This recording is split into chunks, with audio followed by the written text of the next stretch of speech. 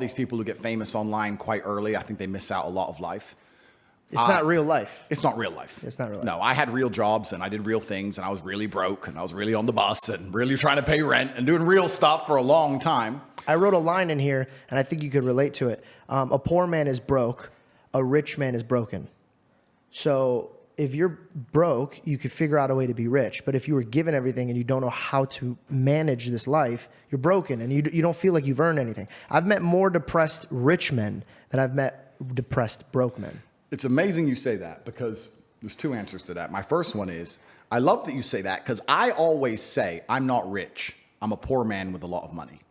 I always used to say that. And I don't want to brag or anything, but just because I get asked this question a lot. I've been extremely successful. I have hundreds of millions of dollars. In fact, I think our last valuation across everything we own we're almost at B now. So we're doing very, very, yeah. I'm a billionaire. Top G's a billionaire. So we're doing extremely well. That's the first thing. The second thing, it's great that you say that because I completely agree.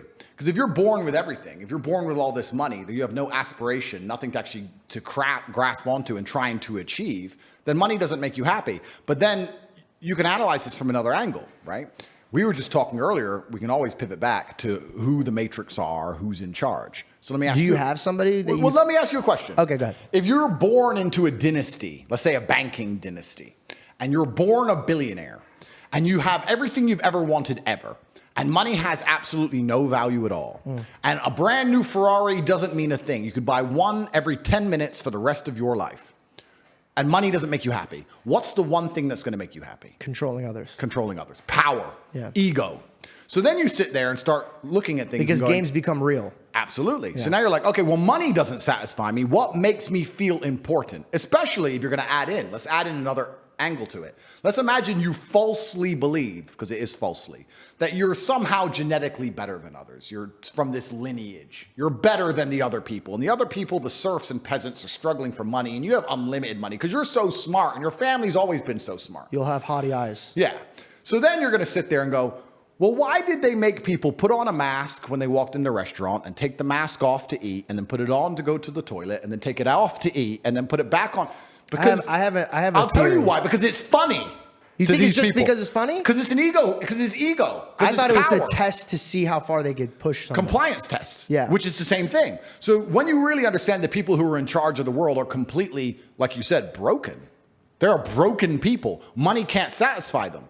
People said, I keep referencing COVID, and I do that because it was something tangible that everybody lived through. That's a very easy one to reference. This is actually, it's a bad thing that could work in your favor because now they could relate to you. Yeah. Did you guys know we do live shows? Well, technically, we've only had one real live show, and it went amazing.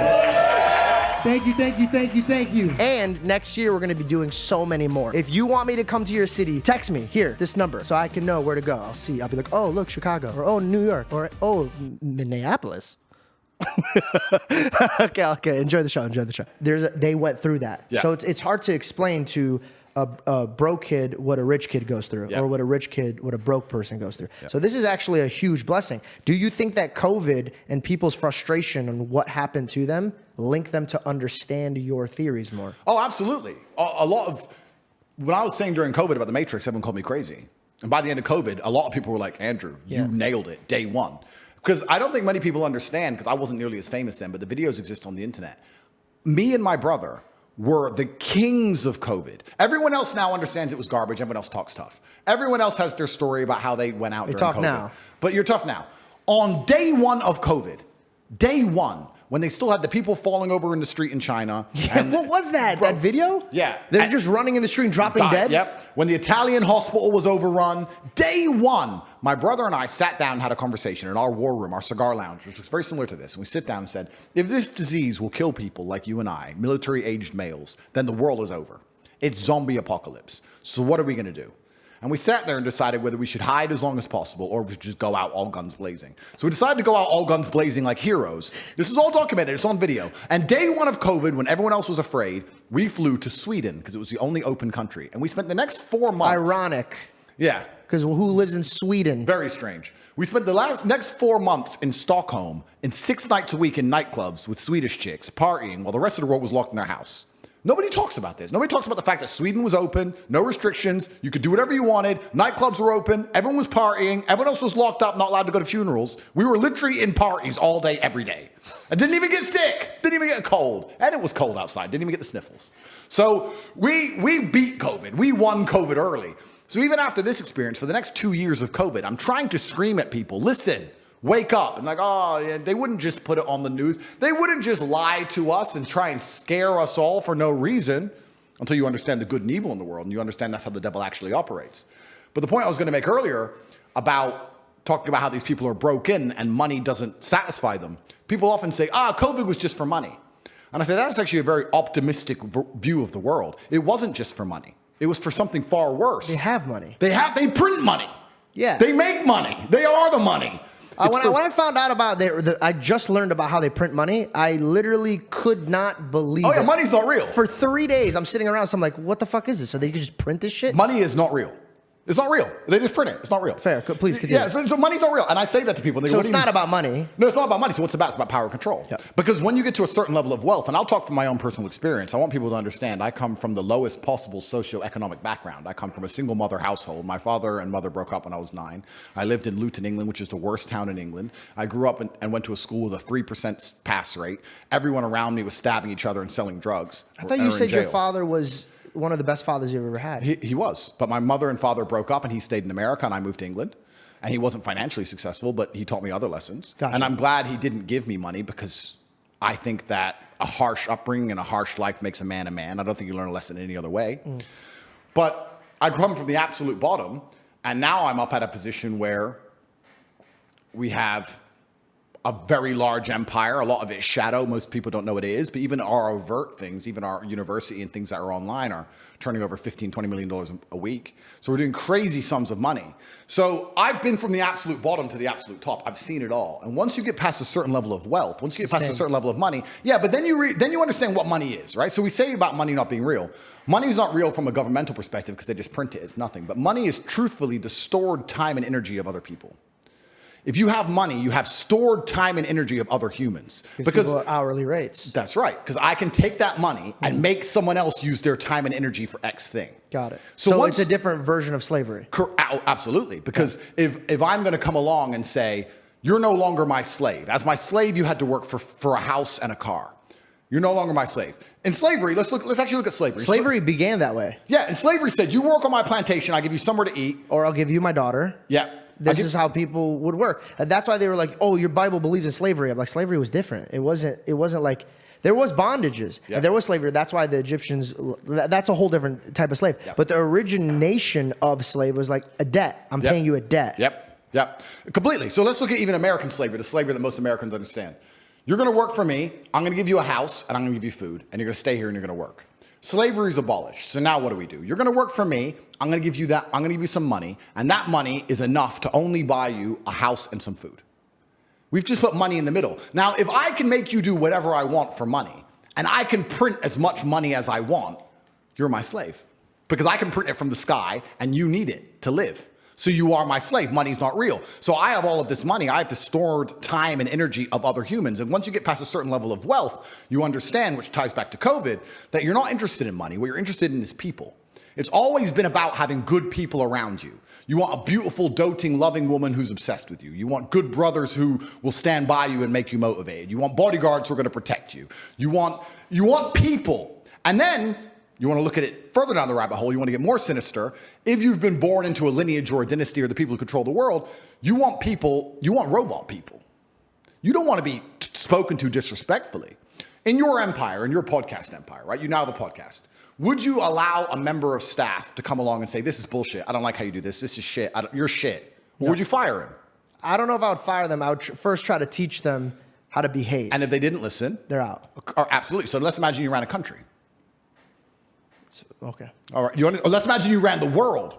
And then let's imagine there's this guy called Top G who sits down there and becomes the most Googled man in the world for telling the world that COVID's a lie. And you're making everybody run around and do everything you say. You're going to allow that person to get away with it? And now you start to understand, that's how the matrix operates. So the people who are broken, raised on money, are so obsessed with power and control, which explains a lot of the society we're in, because they don't look up to God. These people think they are God. So that's the biggest fall. and they're trying to make robots of us all. They're trying to enslave us. I you know what bothers me more than anything is when I walk into an establishment and the person who's working is like, go to there, and they point at a machine. What breaks my heart is that machine is going to replace you. Yep. And you have no idea. Yep. So you've gotten in a place where the person above you is encouraging you to be replaced. That's like, hey, see yourself out, legitimately. Yep. See yourself out. But people don't think. They don't, and they absolutely lack perspicacity. And then you go further down the rabbit hole because, like I said, there's layers to the rabbit hole. I don't know how Alex Jones you want me to go, but he's right about a lot. All the way. He's right about a lot of things. So you're an Alex Jones fan. I like a lot of the things he says. And I'm not saying I agree with everything he says, but a lot of the things he says have been proven to be absolutely true. You know, you say conspiracy theorist. Nowadays, that just means you're ahead of the curve, unfortunately. And Alex was talking about, and a lot of other people talking about, and there's a lot of text which talks about the fact that the people who are in charge of the world, they believe that as AI improves, a huge percentage of the planet are going to become useless eaters. They don't need you anymore. That actually scares me. The guy who created it even is scared of it. Well, that's the thing. So let's give a thought experiment. As it stands right now, most people are so uninteresting and so unremarkable that you could replace them online with a chat GPT bot and you wouldn't really notice. Genuinely, that's how boring most humans are. If you're special and remarkable and unique and you're famous or you do whatever, that's different. But most people you could replace with ChatGPT by text, you wouldn't even notice. And that is a free application, which is brand new. Imagine we're going to be in 20 years from now.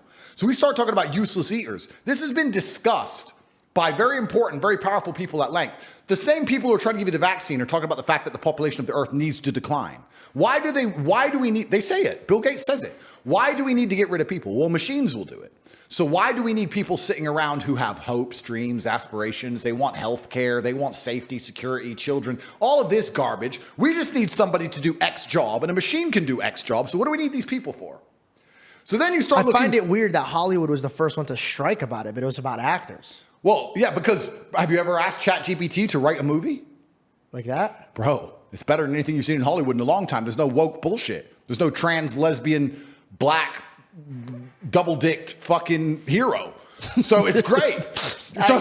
You know what's so funny is that like this episode is definitely gonna like fuck my account up, but I'm in for it. I'd rather be like real and like if I God forbid if I passed away, I just want to make sure that I was authentic. Absolutely. And so I'm really enjoying this conversation. Absolutely. So they're gonna wipe people out with robots. How do you get in the way of that? So you want to be the Superman of this generation? It's not about me. It's not about me trying to be the Superman because I'm not that arrogant. It's just about me understanding what I know is going to happen. And feeling like if God has given me a platform which people listen to me, I should at least tell the truth of what's going to happen. Okay. When I'm sitting there and saying to men, look, life as a man is shit. It's always been shit. It's never been good. When men wake up and say, I'm depressed and life is hard and I'm sad and I'm struggling right now, I say, okay, throughout history, men have always struggled. Happiness is for children and women. Name a time in history it was better to be a man. Was it better to be a man in World War II? Was it better to be a man on the Titanic? Was it better to be a man in the Napoleonic Wars? Was it better to be a man when you were sitting in Vienna and the Mongol horde arrived, ready to decapitate any male and enslave all the females? When's it ever been good to be a man? Building the pyramids, was that fun? It's always sucked. The only time being a man ever is good is if you become an exceptional man, which is even something feminists admit. Because feminists sit and complain about men and say, well, men have this, men have that. But they're talking about 2% of men. Fascinating. They don't talk about all men. They say men have the best jobs. 2% of men have the best jobs. Most men carry trash. So you're talking crap. So everyone accepts that the best possible human experience that exists is the top 2% of men. Anything below that sucks as a man. You're better off being a chick. So what I say to men is, look, life's hard. It's always going to be hard. It's always going to suck. It always has. The only way to get out is to become excellent and perform at a level where your echelon is so high that you get to live this brand new experience. You need to become strong and smart and interesting and charismatic. You need to become rich, powerful, well-known, connected. You need to do it. But could all men do that? No. So, okay. But I have to tell them the truth. When people come along to me and say, my life's shit, and I look at them and go, yes. Do you feel like you could change it? Do you think you could change all of that just from a perspective? I'll give you one. I am happy all the time. Now, I was in a bad place because I realized I was just focusing on bad things. And I was being a pussy and not fixing what I needed to fix. Once I fixed what I needed to fix, I started focusing on the good things in life. Like today, I'm sitting with Reed, we're having breakfast, and I looked down, and we had a buffet, and I had a crazy amount of plate, like just a crazy plate. I took a video of it. And I looked at him and I go, do you realize even the greatest men 1,000 years ago wouldn't be able to have all of this decorated on their plate? And we throw this out. So it's perspective. Agreed. So do you think that you need to make more rich men or more rich in the heart men? That's a very good question. And when I say rich, I teach financials because I think financials are important. It's a tool. It's a tool, and you have a responsibility to take care of your family. So I think that as a man, your happiness comes from feeling respected over feeling loved. And the reason perhaps you're happy now is because you have more respect for yourself because of the decisions you're making, and you have self-respect. And I think that a lot of men, even if they have self-respect, if nobody else respects them, they're struggling. I think